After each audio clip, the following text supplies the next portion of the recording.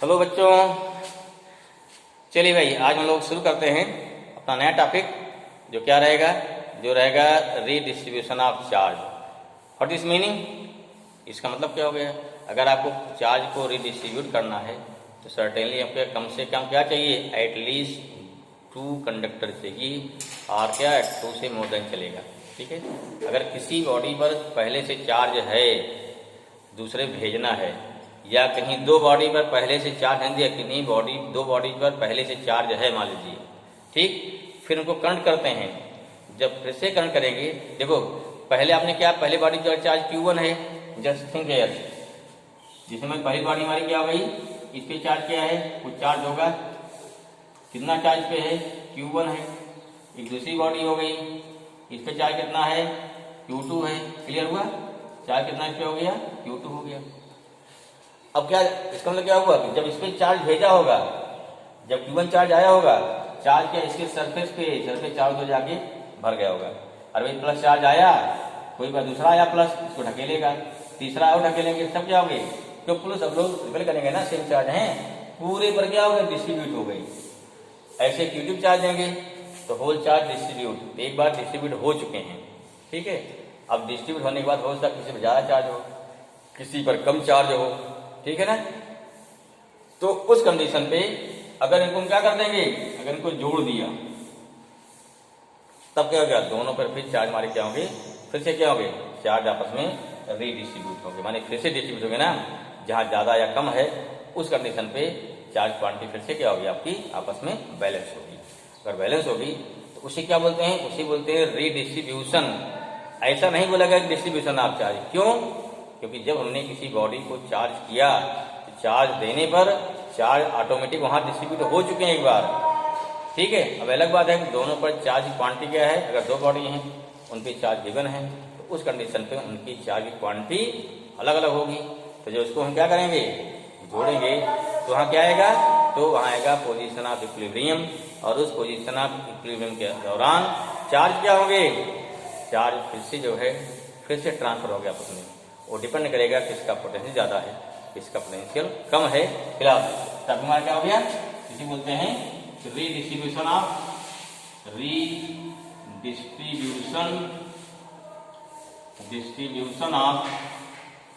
Electric charge. ये फॉर्मूले, इसके क्वेश्चन अक्सर न्यूमेरिकल इसके बोर्ड में आते हैं, ठीक है, या कंपटीशन में भी न्यूमेरिकल रखे जाते हैं, लेकिन बोर्ड के लिए इंपॉर्टेंट टॉपिक आपका है। ठीक है, देखिए 2 कंडक्टर है मान लीजिए, हमने क्या इसको इंसुलेटिंग स्टैंड पे खड़ा कर दिया। ठीक है, क्या हमारे स्टैंड पे खड़ा कर दिया भाई, इसको खड़ा कर दिया, इस पे क्या कांस्टेंट रहेगा, अरे भैया इसका कैपेसिटेंस कांस्टेंट रहेगा, घटे बढ़ेगा नहीं, पता है ना। जैसे कैपेसिटेंस नाम है, जानो कोई बाल्टी दिमाग में क्या जाना चाहिए, हम बाल्टी कैपेसिटी, अब भाई इन्हें का उसको छोड़ दीजिए, पेदा उसका थोड़ा चौड़ा हो जाए, थोड़ा चेंज रहेगा, आप उसका कोई छेड़खानी नहीं करेगी बाल्टी से। ठीक है, तो उस कंडीशन पे उसकी कैपेसिटी कांस्टेंट रहेगी ना। तो कोई कंडक्टर है, इसकी शेप साइज फिक्स है, तो इसका कैपेसिटेंस कांस्टेंट रहेगा। हम क्या चेंज कर सकते हैं, चार्ज, क्या चेंज कर सकते हैं, वोल्टेज क्लियर होना चाहिए। अब देखिए जो मेन फैक्टर है, हम लोग जो क्वेश्चन लगाएंगे इसमें इलेक्ट्रिक फोर्स में ध्यान है, वहां क्वेश्चन लगाया गया था कि अगर किसी बॉडी पर चार्ज Q1 है, यहाँ चार्ज Q2 है, इनको जोड़ दिया गया या टच करा दिया गया, फिर से दूर कर दिया गया, तो उसमें चार्ज डिस्ट्रीब्यूट थे, कहीं ध्यान दिया नहीं दिया पता नहीं आपने।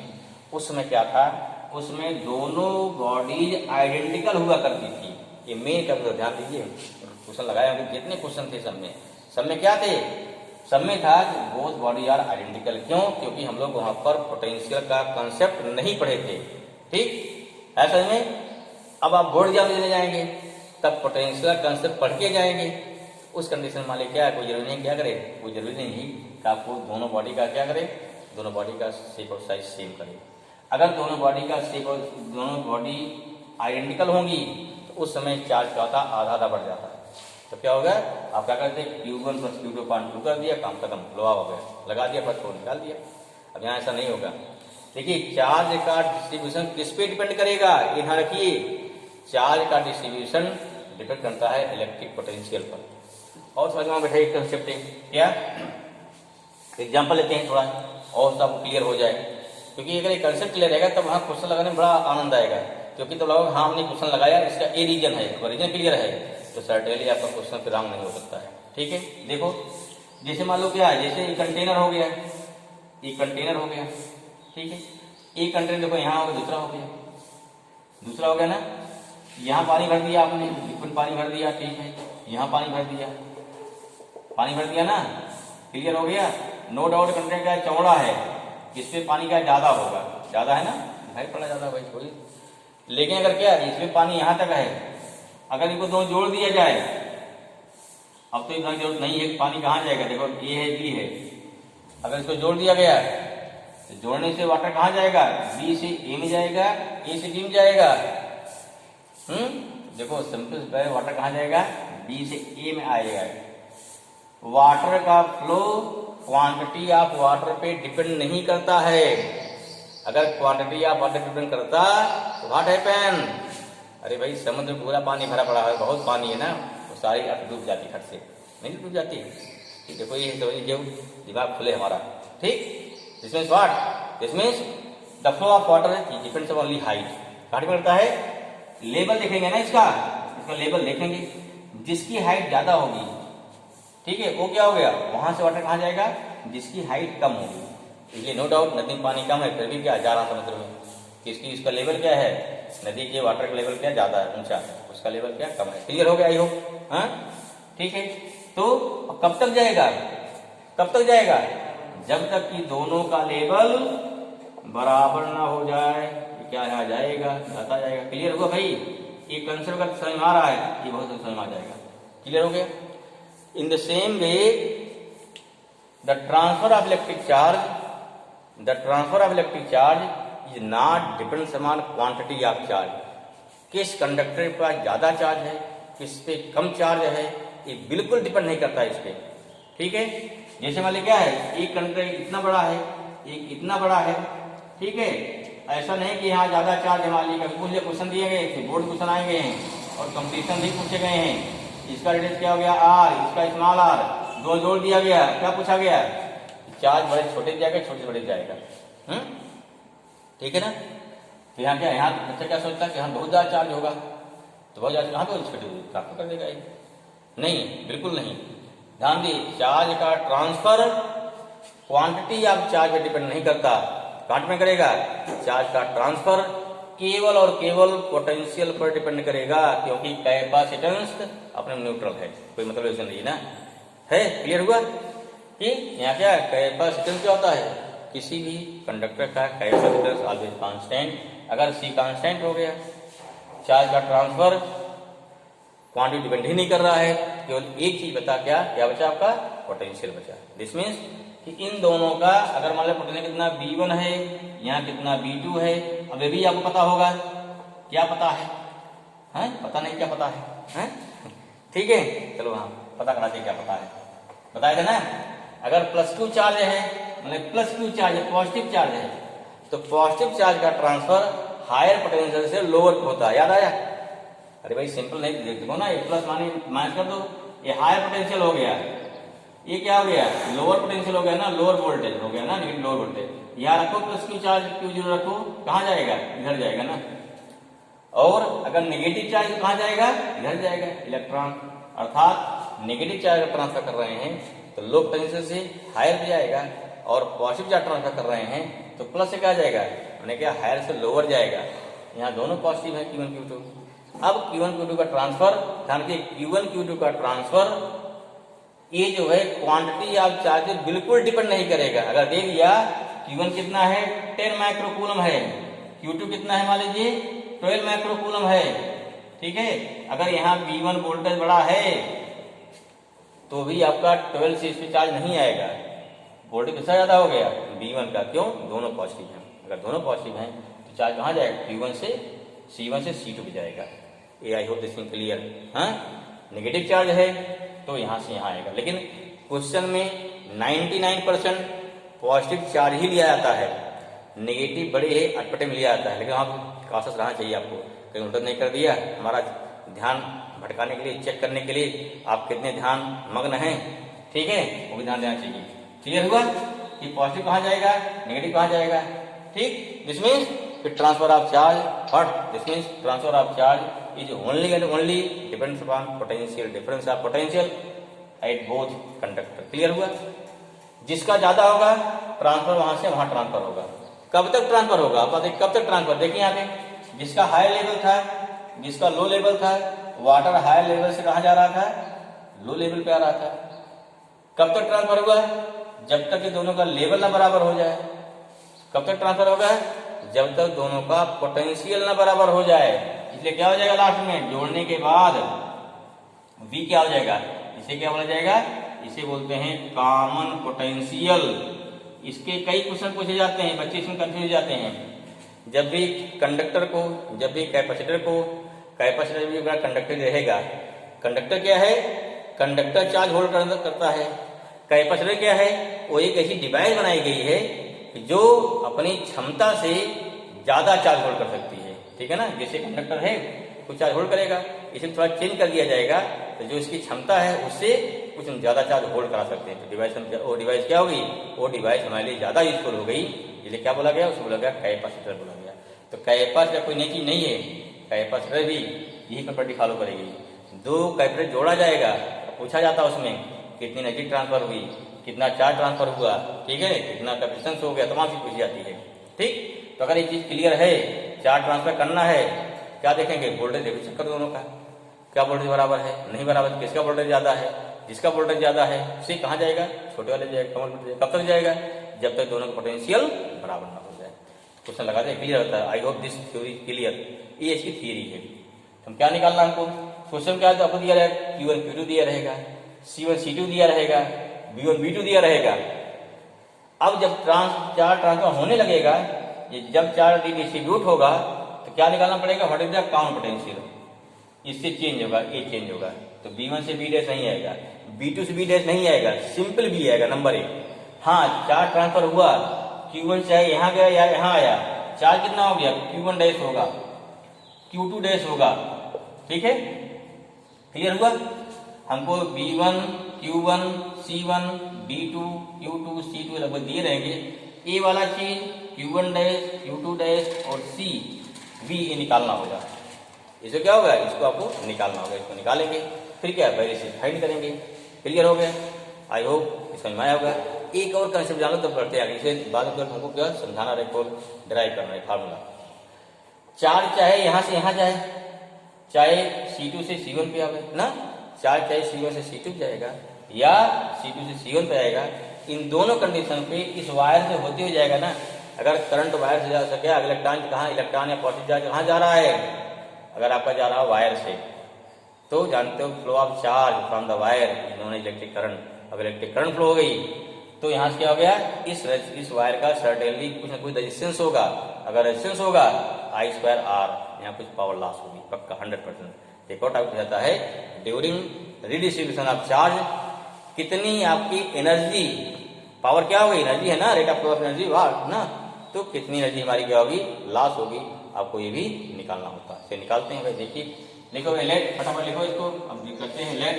Q1 क्या है, चार्ज, पहले बताओ क्या लगाना हमने, चार्ज ऑन फर्स्ट कंडक्टर। ठीक है, चलिए अच्छी बात है। Q हो गया, चार्ज ऑन सेकंड कंडक्टर हो गया। क्लियर हुआ? अच्छा, कंडक्टर हो गया भाई। चलिए Q2 हो गया। C1 क्या हो गया, capacitance, capacitance of first conductor. ठीक है, C2 क्या हो जाएगा, कैपेसिटेंस ऑफ सेकंड कंडक्टर। ठीक है, B1 क्या है, electric potential at first conductor. क्या हो गया, पहले दिखाओ क्या लिखा है, इलेक्ट्रिक पोटेंशियल एट क्या हो गया, फर्स्ट कंडक्टर। ठीक है ना, फर्स्ट कंडक्टर। V2 क्या हो जाएगा, electric potential at second conductor. After connecting V क्या आएगा, V आएगा कॉमन पोटेंशियल। कॉमन पोटेंशियल बहुत पूछा जाता है और न्यूमेरिकल। ठीक है, Q1 डैश रिमेनिंग चार्ज क्या हो गया, remaining charge at first conductor ना, फर्स्ट कंडक्टर आफ्टर क्या हो गया, रीडिस्ट्रीब्यूशन, क्लियर हो गया, आफ्टर रीडिस्ट्रीब्यूशन। एंड लास्ट क्या है, Q2 डैश, ये हो गया remaining charge at second conductor after redistribution. I hope, I think this thing very very clear. ठीक है, अब इसमें अगर कंफ्यूजन भाई है तो इससे ज्यादा एक्सप्लेन नहीं किया जा सकता। ठीक है, अगर इसके बाद ही नहीं समझ में आ रहा है तो आपको मान लेना चाहिए कि हमारी मंद बुद्धि है।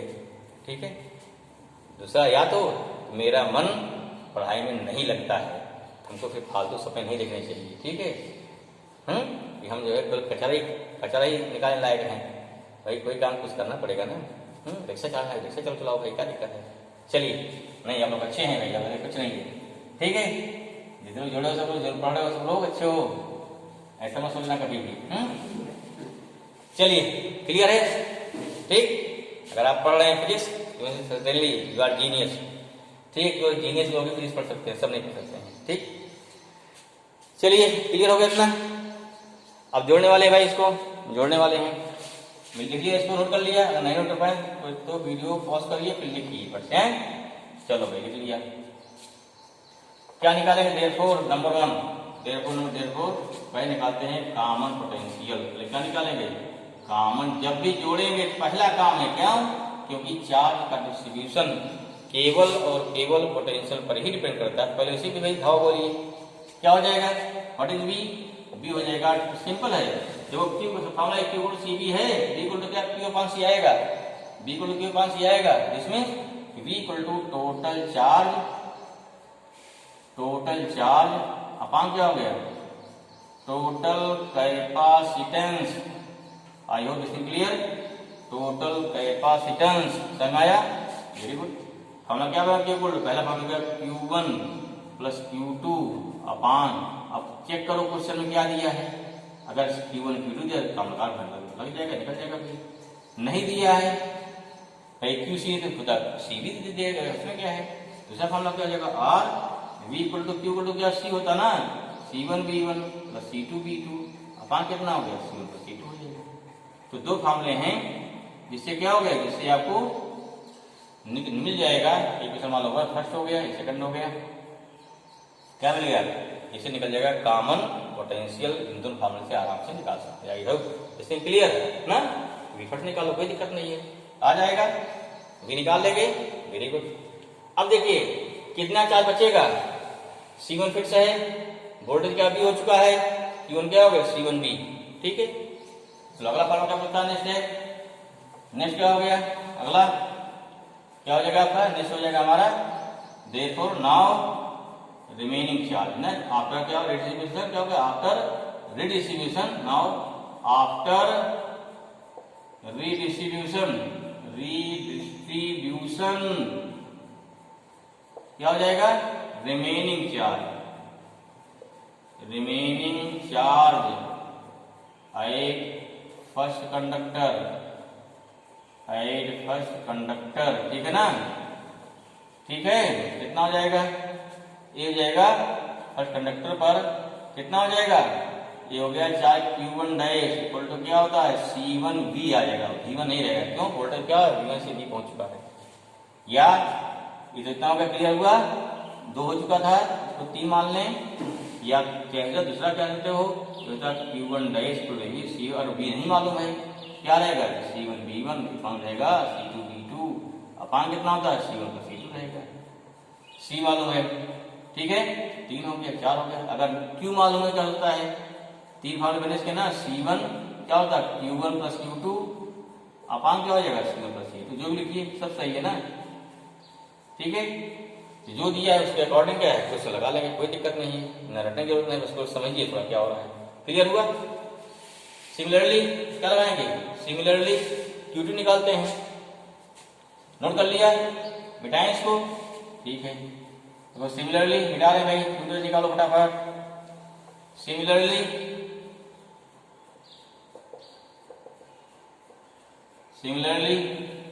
Q2 डैश कितना हो जाएगा, ये कितना हो जाएगा, ये हो गया C2V, पहला फार्मूला हो गया, माने 4 हो गया था ना, 5 हो गया, 6 हो गया। या कितना Q2 डैश कितना है, पहला तो वही इसके देखो क्या दिया क्वेश्चन में, C2V कितना हो गया, Q1 प्लस Q2 अपान कितना हो गया, C1 प्लस C2 हो गया। ठीक है, या क्या करते हैं आप, Q2 डैश इक्वल टू क्या हो गया, अपान C2 इंटू हो गया C1V1 प्लस हो गया C2V2 अपान हो गया C1 प्लस C2 हो गया। क्लियर हुआ, क्लियर हुआ, ठीक है। अगेन अब क्या करें, देखो ये तो हो गया आफ्टर डिस्चार्ज हो गया। अब क्वेश्चन क्या पूछा जाएगा आपसे, सबका मिक्स कर दो उठा के ना क्वेश्चन। देखो फ्रॉम नाउ क्या करेंगे, फ्रॉम इक्वेशन कौन सा, फ्रॉम इक्वेशन ये बता दे Q1 डैश कौन क्वेश्चन आया था, शायद 3 था ना, 3, ठीक है। एंड क्या हो गया, एंड इक्वेशन क्या हो गया 6। देखो जो आसान है चाहे जो कर दो, यहाँ कर दो Q1 डैश अपान क्या Q2 डैश इक्वल टू क्या हो गया C1V अपान क्या C2V आएगा, देखो आ रहा होगा, क्लियर है। तो B कट जाएगा, क्या बचा, अगर कट गया क्या बचेगा भैया, क्या बचेगा, दिस मीन्स यहाँ बच जाएगा हमारा Q1 dash upon Q2 dash, क्या बचा आपको मिल जाएगा यहाँ पर, ये मिल जाएगा इस बार से Q1 dash upon Q2 dash equal to C1 upon C2। ये दिया था प्रूफ दैट, क्या दिया जाएगा, proof that after redistribution of charge the charge are remains at the conductor is ratio of their capacitance, ठीक ना। देखो 10 क्या हो गया, 10 when 2 charge conductor, when 2 charged conductor are connected ना with each other then the charge या then the electric charge, ठीक है ना, redistributed in the ratio of क्या हो गया, their capacitance। ये आपको क्वेश्चन पूछा जाएगा, यहाँ लिखा, जहां लिखा व्हेन वहां लिखा प्रूव दैट, या यहाँ लिखा 10 या prove that when 2 charge conductor are connected with each other then electric charge redistributed in the ratio of their capacitance। I hope this thing आपको क्लियर होगा। ओके चलिए भाई, थैंक यू।